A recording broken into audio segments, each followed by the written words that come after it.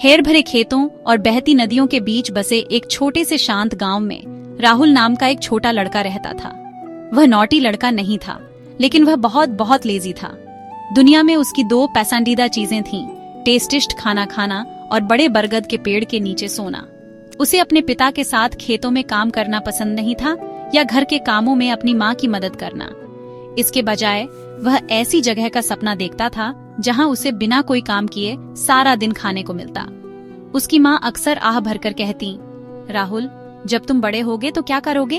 तुम्हें कड़ी मेहनत करना सीखना चाहिए। लेकिन राहुल बस अपनी मासूम मुस्कान बिखेरता और खेलने भाग जाता। एक धूप वाली दोपहर जब राहुल भरपेट खाने के बाद आराम कर रहा था, उसने कुछ ग्रामीणों को बात करते सुना। उन्होंने गांव के बाहरी इलाके में एक हर्मिटेज, एक आश्रम की बात की। इसे स्वामी वीरेंद्र नाम के एक बुद्धिमान और दयालु भिक्षु चलाते थे। ग्रामीणों ने कहा कि जो कोई भी हर्मिटेज में शामिल होगा उसे हर दिन मुफ्त भोजन मिलेगा। राहुल की आंखें एक्साइटमेंट से चौड़ी हो गईं। मुफ्त खाना, यह पृथ्वी पर सबसे वंडरफुल जगह लग रही थी। एक ऐसी जगह जहां वह भरपेट खा सकता था और खेतों में काम करने या पानी लाने की चिंता नहीं करनी पड़ती थी। यह उसके सभी सपनों का जवाब था, एक पैराडाइज जो सिर्फ उसके लिए बना था। बिना सोचे समझे राहुल ने कपड़ों का एक छोटा सा बंडल पैक किया और हर्मिटेज चला गया। स्वामी वीरेंद्र ने एक कोमल मुस्कान के साथ उसका स्वागत किया। आश्रम एक शांतिपूर्ण जगह थी और अफवाहों के अनुसार भोजन सिंपल लेकिन बहुत टेस्टिस्ट था। राहुल जितना खुश पहले कभी नहीं हुआ था। हालांकि जब काम करने का समय आया तो राहुल बहुत क्लेवर था। अगर कोई उससे आंगन साफ करने को कहता तो वह कहता कि वह मेडिटेशन करने जा रहा है। अगर वे उससे सब्जियां काटने को कहते तो वह कहता कि स्वामी वीरेंद्र ने उससे स्क्रिप्चर्स का अध्ययन करने को कहा है। वह अक्सर चुपचाप बैठ जाता, स्वामी की शिक्षाओं को सुनता, ऐसे सिर हिलाता जैसे उसे सब कुछ समझ आ रहा हो। दूसरे डिसाइपल्स कड़ी मेहनत करते थे, डेडिकेशन और प्यार से हर्मिटेज का रख रखाव करते थे। वे बगीचे की देखभाल करते थे, प्रार्थना कक्ष साफ करते थे और रोज का खाना बनाते थे। राहुल हालांकि हर काम से बच निकलने में कामयाब रहा।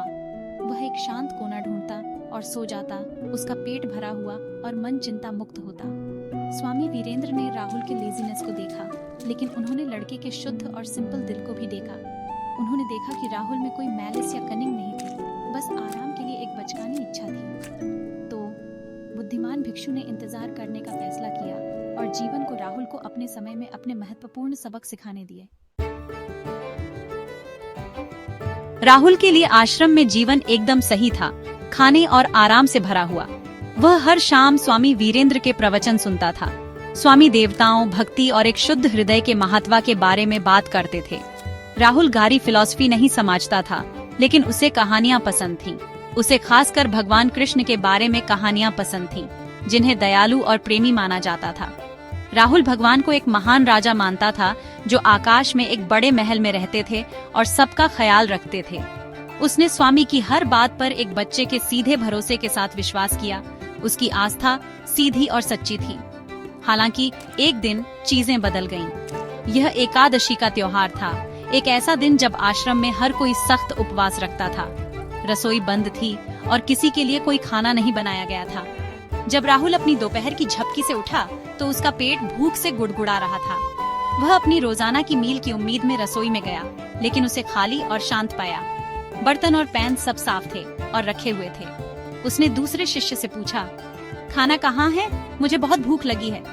शिष्य ने उसे हैरानी से देखा और कहा, राहुल, एकादशी है। हम सभी आज भगवान के प्रति अपनी भक्ति दिखाने के लिए उपवास रखते हैं। राहुल का चेहरा उतर गया। उपवास? उसने अपने जीवन में कभी उपवास नहीं रखा था। उसका पेट और भी जोर से गुर्राया, जैसे एक छोटा बाघ अपना खाना मांग रहा हो। वह समझ नहीं पा रहा था कि भगवान के लिए प्यार दिखाने का मतलब भूखा रहना क्यों था। उसके सीधे सादे दिमाग में एक प्रेमी भगवान निश्चित रूप से अपने बच्चों को खुश और अच्छी तरह से खिलाना चाहिए। वह स्वामी वीरेंद्र के पास गया और पूछा, स्वामी जी, मेरे पेट में भूख से दर्द हो रहा है। मैं इतना भूखा होने पर भगवान से प्रार्थना कैसे कर सकता हूँ? क्या भगवान नहीं चाहेंगे कि मैं खाऊं? स्वामी ने प्यार से मुस्कुराया, लेकिन अनुशासन और प्रार्थना के रूप में उपवास के महत्व को समझाया। लेकिन राहुल के मासूम तर्क को बदला नहीं जा सका। उसे लगा कि अगर वह प्रार्थना करने जा रहा है तो उसे ऐसा करने के लिए ताकत की जरूरत है। उसकी भूख एक वास्तविक और तत्काल समस्या थी, किसी भी आध्यात्मिक नियम से अधिक महत्वपूर्ण, जिसे वह समझ नहीं पा रहा था। निराश होकर वह चला गया। उसका दिमाग एक ही बात पर टिका था, उसे कुछ खाने के लिए ढूंढना था। उसने तय किया कि अगर कोई उसके लिए खाना नहीं बनाएगा तो उसे खुद ही बनाना होगा। यह उसके जीवन में पहली बार था जब उसे अपने भोजन के लिए काम करने की जरूरत महसूस हुई थी, और यह आलसी लड़के के लिए एक अजीब और नया एहसास था।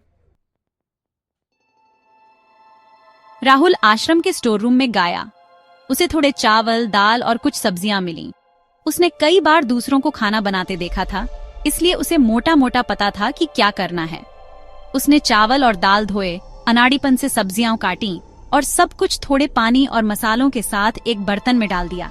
उसने एक छोटी आग जलाई और उस पर बर्तन रख दिया। उसका पेट भूख से गुड़गुड़ा रहा था। खिचड़ी का साधारण भोजन पकने लगा और एक अद्भुत सुगंध हवा में भर गई। यह उसकी अपनी कड़ी मेहनत की महक थी, और यह किसी भी भोजन से ज्यादा टेस्टिस्ट लग रही थी जो उसने पहले कभी चखा था। जैसे ही खिचड़ी तैयार हुई, राहुल के मन में एक विचार आया। उसे स्वामी वीरेंद्र की शिक्षाएं याद आईं कि खाने से पहले हमेशा भगवान को भोजन अर्पित करना चाहिए। यह सम्मान और कृतज्ञता का प्रतीक था। राहुल का दिल शुद्ध था और उसका विश्वास सीधा सादा था। उसने गर्मागर्म खिचड़ी एक साफ केले के पत्ते पर डाली और उसे बगीचे के एक शांत कोने में भगवान कृष्ण की एक छोटी सी मूर्ति के सामने रख दिया। उसने अपनी आंखें बंद की और पूरे दिल से कहा, हे प्रभु, मुझे बहुत भूख लगी थी, इसीलिए मैंने यह भोजन बनाया। कृपया आइए और मेरे साथ खाइए। यह बहुत शानदार नहीं है, लेकिन मैंने इसे खुद बनाया है। उसके पूरे आश्चर्य के लिए जब उसने अपनी आंखें खोलीं, तो भगवान ठीक वहीं खड़े थे। लेकिन वह अकेले नहीं थे, वह अपने साथ कई दिव्य मेहमानों को लाए थे। भगवान ने राहुल की ओर मुस्कुराते हुए कहा, मेरे प्यारे बच्चे, तुम्हारे मासूम निमंत्रण ने मेरे दिल को छू लिया, इसलिए मैं आया। लेकिन तुमने सिर्फ अपने लिए ही खाना बनाया है, हम अपने सभी मेहमानों को कैसे खिलाएंगे? राहुल ने खिचड़ी के छोटे हिस्से को देखा और फिर दिव्य प्राणियों की भीड़ को देखा। एक पल भी हिचकिचाए बिना उसने जवाब दिया, मेरे प्रभु, आप मेरे मेहमान हैं। कृपया आप और आपके दोस्त यह भोजन खाएं। मैं एक दिन भूखा रह सकता हूँ। राहुल की निस्वार्थता से प्रभावित होकर भगवान ने भेंट स्वीकार कर ली। भोजन का छोटा हिस्सा चमत्कारी रूप से सभी के लिए पर्याप्त हो गया। अगली एकादशी को राहुल ने फिर से उत्सुकता से खाना बनाया, इस बार थोड़ा मोर। एक बार फिर उसने भगवान को आमंत्रित किया और एक बार फिर भगवान प्रकट हुए, इस बार और भी ज्यादा मेहमानों के साथ। राहुल ने खुशी खुशी उनके लिए अपना भोजन छोड़ दिया। यह एक नियमित घटना बन गई। हर एकादशी पर राहुल खाना बनाता, भगवान और उनके दिव्य मित्र आते और राहुल उन्हें खुशी से भरे दिल से खाते हुए देखता, अपनी भूख को पूरी तरह से भूल जाता। तीसरी एकादशी के फेस्टिवल पर राहुल को थोड़ा ओवरवेल्म्ड लगा। डिवाइन मेहमानों की गिनती इतनी बढ़ गई थी कि उसे पता था कि वह अकेले उन सब की कुकिंग और सर्विंग नहीं कर पाएगा। तो जब उसने अपनी ऑफरिंग दी तो उसने अपनी यूजुअल इनोसेंस के साथ प्रे किया, मेरे प्यारे लॉर्ड, आप देख रहे हैं कि आज आपने कितने दोस्त लाए हैं। मैं बस एक छोटा लड़का हूँ। मैं आप सभी के लिए खाना नहीं बना सकता और सर्व नहीं कर सकता। अब से कृपया आपको कुकिंग और सर्विंग खुद ही करनी होगी। ये आपकी फीस्ट है। फिर वह पीछे बैठ गया और देखने लगा, पूरी तरह से ट्रस्ट करते हुए कि लॉर्ड सब कुछ हैंडल कर लेंगे जैसा उसने कहा था। स्वामी वीरेंद्र क्यूरियस हो गए थे। उन्होंने देखा था कि राहुल फास्टिंग वाले दिनों में खुश और वेल फेड दिख रहा था और उन्होंने उसे गार्डन में किसी से बात करते हुए देखा था। उस शाम उन्होंने एक बड़े बुश के पीछे छिपने का फैसला किया ताकि वे देख सकें कि क्या हो रहा था। उन्होंने राहुल को शांति से बैठे हुए देखा, लेकिन उन्हें लॉर्ड या कोई भी डिवाइन मेहमान नहीं दिखा। उन्हें बस एक खाली केले का पत्ता दिखा। वह अपनी हाइडिंग स्पॉट से बाहर आए और राहुल से पूछा, मेरे बच्चे, तुम किससे बात कर रहे हो? मुझे यहाँ कोई नहीं दिख रहा। क्या तुम इमेजिनेशन कर रहे हो? राहुल ने अपने टीचर की तरफ देखा। उसका चेहरा एक प्योर सिंपल लाइट से चमक रहा था। उसने बहुत ऑनेस्टी से जवाब दिया, स्वामी जी, लॉर्ड और उनके दोस्त यही हैं, फीस्ट का मजा ले रहे हैं। क्या आप उन्हें देख नहीं सकते? स्वामी ने अपना सिर हिलाया। उनकी आंखें खाली जगह को सर्च कर रही थी। राहुल ने तब स्माइल किया और कहा, शायद ऐसा इसलिए है क्योंकि आप अपनी आंखों से देख रहे हैं स्वामी जी। मैं बस एक सिंपल लड़का हूँ जिसे ज्यादा कुछ नहीं पता। शायद इसलिए मैं उन्हें देख पाता हूँ। आपको प्योर हार्ट से देखना होगा, न कि सिर्फ अपने माइंड से जो नॉलेज और क्वेश्चन से भरा है।